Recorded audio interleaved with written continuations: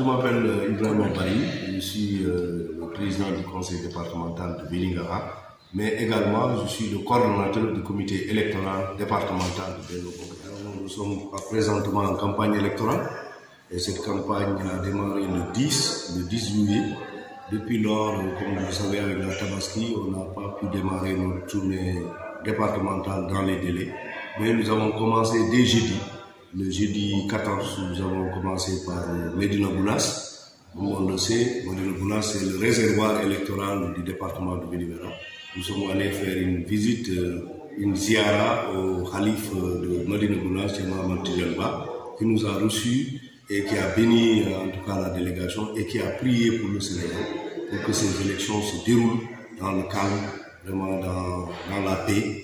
Et nous l'avons remercié. Après Médina Gounass, nous avons tenu un meeting d'ouverture à Nemataba, où on a rencontré les populations de Nemataba et nous avons constaté une union autour du Benno Bokk Yakaar à Nemataba. Ça, c'était le jeudi.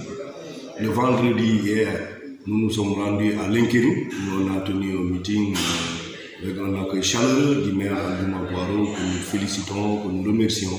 Nous étions avec nos candidats, il faut le dire, pour le Benno Bokk Yakaar.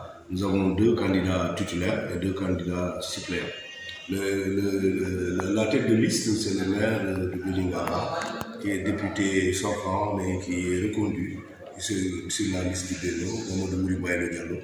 Il y a également notre camarade Aminatou Diao de Wassani, qui est sa colistière.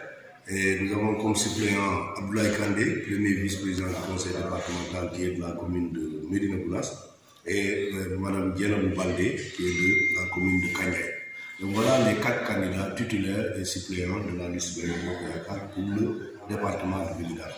Donc nous sommes allés en délégation avec les candidats que je viens de citer, mais avec également le président du conseil d'administration de la Sonagri, le doyen Chérif Sabali, qui est le président d'honneur. Moi-même, je suis le coordonnateur du comité électoral départemental. Donc nous sommes allés également avec Aminata Diao de Diaobé, qui est la directrice de campagne, que nous saluons aussi pour son engagement. Il y avait également l'inspecteur Kabinet Diani, qui représente les listes parallèles qui étaient allées sur les élections locales du Benno, dans la large coalition du Benno, pour les élections de janvier 2022. Donc c'est une délégation très forte. Il y a également le DG de la Sonagri, qui est coordonnateur du comité de Diaobé. Donc nous nous sommes rendus à Linkéring, comme je vous ai dit. On a tenu un grand meeting à Linkéring. On a parlé aux populations. Et nous sommes venus terminer la journée d'hier à Teyel, par un meeting à Teyel dans la commune de Sarekoli-Sane. Voilà le programme déjà que nous avons déroulé. Pour aujourd'hui, nous allons nous rendre tout à l'heure dans les communes de Paromba, où il est prévu un meeting aux alentours de 13h, 14h jusqu'à 15h, 16h. Ensuite, nous serons les autres de la commune de Pakou. Donc voilà un peu le programme et cela va continuer. Demain, nous sommes dans la commune de Kanya. Ensuite, lundi, nous nous préparons à recevoir notre tête de liste, Mme Aminata Touré, qui est plus connue sous le nom de Mimi Touré, qui est la tête de liste nationale de la coalition Benno Bokk Yakaar, qui doit venir en caravane. C'est une caravane nationale qui passera à Vélingara à partir du lundi. Voilà un peu le programme. Maintenant, les difficultés, comme vous l'avez dit, les principales difficultés restent la mobilisation des électeurs, des militants. Parce que comme vous le savez, nous sommes en période hivernale et les populations, pour la plupart, sont occupées dans des travaux champêtres. Donc les mobiliser dans des activités politiques, c'est assez difficile. Voilà les principales difficultés que nous avons rencontrées. C'est un peu le faible niveau de mobilisation, en tout cas des populations, dû au contexte de travaux champêtres.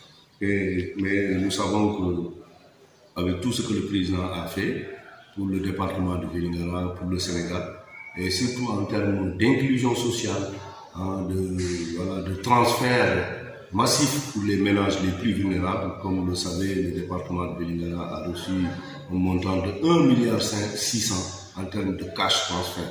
Et cela s'est fait récemment. Donc tout cela, et puis il y a des programmes du PUDC en termes de mobilité, les pistes, mais le courant aussi qui va arriver, l'électricité. Mais nous avons aussi la construction de postes de santé, de forage, Voilà, donc le président a beaucoup fait pour le département. Et nous savons que les besoins sont là, on n'a pas dit que tout a été réglé, mais l'espoir est permis. C'est pour cela qu'il est important de donner une majorité confortable au président à l'Assemblée nationale pour qu'il puisse continuer son travail à la tête du pays. Donc c'est un peu tout ça. Donc nous nous battons et c'est un programme départemental. Nous allons faire toutes les communes et nous allons terminer par un meeting de clôture le 29.